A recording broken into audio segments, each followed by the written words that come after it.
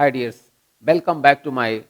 repair24h.com। हम स्पेशलाइज हैं repair service और गाइडलाइंस में। मैं इस्माइल शेख, जो कई सारी ब्रांडेड इलेक्ट्रॉनिक्स कंपनियों में काम किया हुआ एक electronics home appliances repair service engineer हूँ। गोदरेज जी अप्लायंसेस का मैं फ्रेंचाइजी भी रह चुका हूँ। हमने सैमसंग इलेक्ट्रॉनिक्स में भी काम किया एज ए सर्विस इंजीनियर की पोस्ट पे। तो इसी 26-28 सालों के एक्सपीरियंस पे हम आज आपको एक्सप्लेन करेंगे कि आपका कोई भी रेफ्रिजरेटर हो, चाहे single door, double door, triple door या साइड बाय साइड, किसी भी टाइप्स का अगर आपका फ्रिज है तो उसमें आवाज क्यों होती है और उसका सॉल्यूशन क्या है, हम वो भी आपको बताएंगे। एक छोटे फॉल्ट से स्टार्ट करेंगे। अगर फ्रिज के ऊपर कोई हार्ड थिंग्स,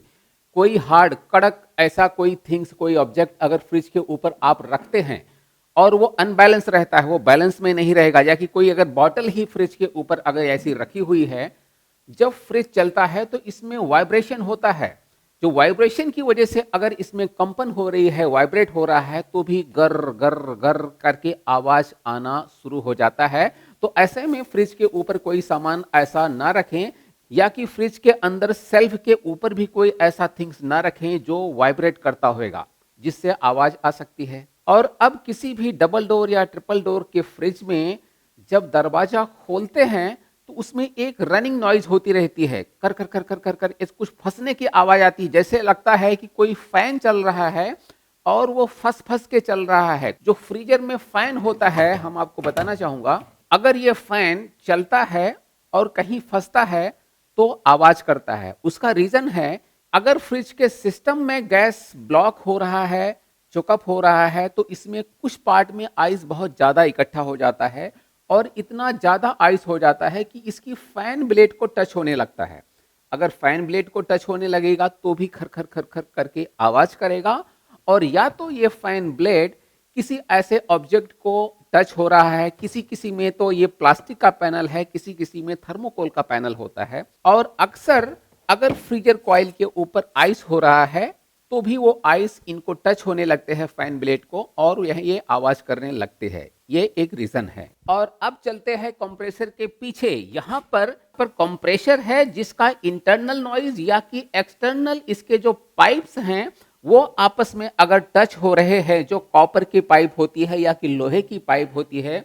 जब ये पाइप एक दूसरे में टच होके वाइब्रेट करते हैं, कंपन करते हैं, तो वहां पे गर गर की आवाज होती है। इस कंप्रेसर के अंदर का जो इंटरनल नॉइज होता है, जो रनिंग नॉइज होता है, उसकी चलने, इसके अंदर की जो मोटर होती है उसके चलने की जो आवाज होती है, उसमें भी कुछ ऐसा मतलब आवाज के लेवल्स बढ़ जाते हैं, नॉइज लेवल बढ़ जाते हैं। अगर ये वाइब्रेट कर रहा है बहुत ज्यादा, या कि इनके नीचे फिटेड जो बुसेस होते हैं, रबर के बुसेस होते हैं, अगर ये बुसेस गर्म होके, कंप्रेसर गर्म होता है, अगर वो बुसेस गर्म होकर के पुराने हो गए हैं, नीचे बैठ जाते हैं, तो क्या होता है कि इनकी जो लाइंस होती है,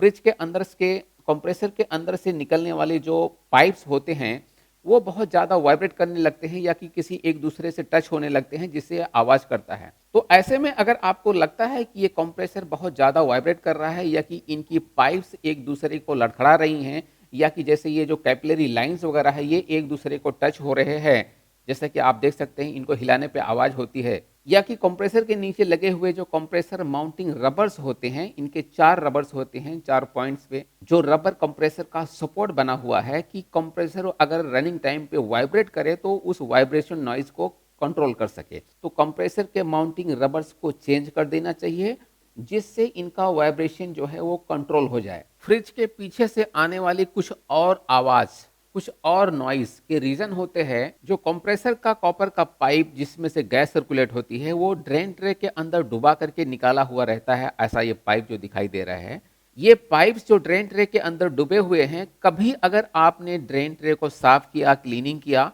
या इनको कभी हिलाइए ना, या कि इनको कभी खींचिए ना। क्या होता है कि थोड़ा भी खींच देने से या हिला देने से, इधर उधर लेफ्ट राइट में किधर शिफ्ट कर देने से, थोड़ा भी अगर टेढ़ा मेढ़ा करेंगे तो ये पाइप्स एक दूसरी पाइप्स को टच होने लगते हैं, जिससे वाइब्रेशन स्टार्ट हो जाता है। और फ्रिज के कंडेंसर कॉइल में या कि सक्शन लाइन के अंदर आप देख सकते हैं, यहाँ पे कुछ ऐसा गुटके जैसा जो पार्ट लगे हुए हैं, ये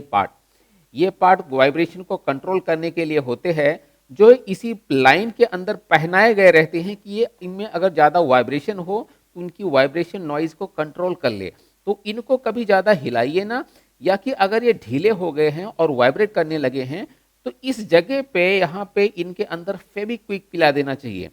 कुछ सॉल्यूशन ऐसा पिला देना चाहिए जिससे ये टाइट हो जाएंगे और हिलने के बाद में इसमें गर गर बजने की आवाज़ नहीं आएगी। और कुछ डबल डोर, ट्रिपल डोर या side by side door fridge में, फ्रिज के पीछे कंडेंसर फैन लगे होते, जब ये फैन चलता है तो इस कंडेंसर कॉइल को ठंडा करता है। तो इस कंडेंसर फैन की शाफ्ट में अगर कुछ बाल जैसे लिपट जाते हैं तो ये क्या होता है कि ये चीकिंग की आवाज़ करता है, चें करके आवाज़ करता है। जब काफ़ी स्पीड में रहेगा तो कुछ चें करके आवाज़ करता है। तो ऐसे में ये कंडेंसर फैन बदल देना चाहिए, या कि इस फैन के अंदर जो बेरिंग्स होती हैं, जो बुशिंग्स होती हैं, उनमें लुब्रिकेंट अगर सूख के रहते हैं तो उनमें कुछ लुब्रिकेट कर देना चाहिए, कुछ उसमें ऑयल डालने की ज़रूरत होती है इस जगह पे। जो फैन को निकाल करके भी ऐसा हो सकता है, जैसे आप देख सकते हैं अगर हम फैन को निकालते हैं इस तरह से, तो इस फैन मोटर की ब्लेड को सबसे पहले अलग कर देना चाहिए और इसके अंदर दो स्क्रू को ऐसा खोलेंगे, इसमें ऑयल डाल के आप वापस जब इसको फिटिंग कर देते हैं तो आवाज़ की प्रॉब्लम सॉल्व हो जाती है। और नहीं तो ये फैन मोटर को रिप्लेस ही कर देना चाहिए, इसलिए कि किसी भी इलेक्ट्रिकल्स कंपोनेंट्स के अंदर ऑयलिंग का ऑप्शन नहीं दिया जाता है, उसमें ऑयल नहीं होते हैं। लेकिन ये फैन मोटर के अंदर ये जो पार्ट होता है इसके अंदर लुब्रिकेंट ऑयल पिलाए गए होते हैं, वो जो काफ़ी दिन तक काम करते हैं। अगर वो ड्राई हो गए हैं तो उनमें ऑयलिंग किया जा सकता है। और भी कुछ रेफ्रिजरेटर होते हैं जिन फ्रिज के पीछे पीछे वाले पैनल के ऊपर जो कंडेंसर बाहर होते हैं, ऐसा सिंगल डोर फ्रिज में या कि कुछ डबल डोर फ्रिज में भी पीछे से कंडेंसर कॉइल लगे होते हैं, उनको प्रॉपर चेक कर लेना चाहिए कि ये कहीं लूज तो नहीं है, कहीं वाइब्रेट तो नहीं कर रहे हैं। अगर वो ढीले हैं तो उनमें कुछ रबर्स की पैकिंग दे करके उनको टाइट कर देना चाहिए कि उनमें झंझनाहट की आवाज़, वाइब्रेशन की आवाज़ ना हो। अगर सडनली कूलिंग बंद हो गया है और आवाज़ करना कुछ ऐसा हो गया है, कंप्रेसर के पास से अगर थोड़ी देर के बाद में चट करके आवाज़ आता है और वापस वो 30 सेकंड के लिए या 1 मिनट के लिए शांत हो जाता है। अगर ये दोनों पार्ट्स, इनका नाम है रिले ओवरलोड प्रोटेक्टर, जिससे कंप्रेसर के अंदर जब ओवर एम्पियर पास होने लगते हैं, ज़्यादा करंट पास होने लगते हैं इस ओवरलोड प्रोटेक्टर के थ्रू, तो इसका काम होता है कि ये हॉट होकर के लाइन को डिस्कनेक्ट कर देना। इस फ्रिज के अंदर मोटर को पास होने वाली, मोटर को स्टार्ट देने वाला जो करंट जो अंदर पास होता है, अगर वो अब नॉर्मल जा रहे हैं, ज़्यादा करंट पास हो रहे हैं, तो ये गर्म होकर के चट करके डिस्कनेक्ट हो जाता है और कंप्रेसर उतनी देर के लिए बंद हो जाता है कि जब तक ये वापस ठंडे नहीं हो जाते हैं। ये प्रक्रिया बार बार भी 5-5 मिनट पे, 3-3 मिनट पे भी हो सकती है। तो इनके भी आवाज़ हो सकते हैं। अगर कूलिंग नहीं हो रहा है तो ऐसे में मैकेनिक को ही बुलाना चाहिए, तो प्रॉब्लम सॉल्व हो सकती है। आप वीडियो की डिस्क्रिप्शन में देखिए कि क्या हमारी रिपेयर सर्विसेज आपकी सिटीज़ में अवेलेबल हैं। अगर अवेलेबल हैं तो आप हमारे इस नंबर पे डायल करेंगे तो हम आपके घर का सभी appliances, AC, fridge, washing machine, microwave, water purifier, TV, audio,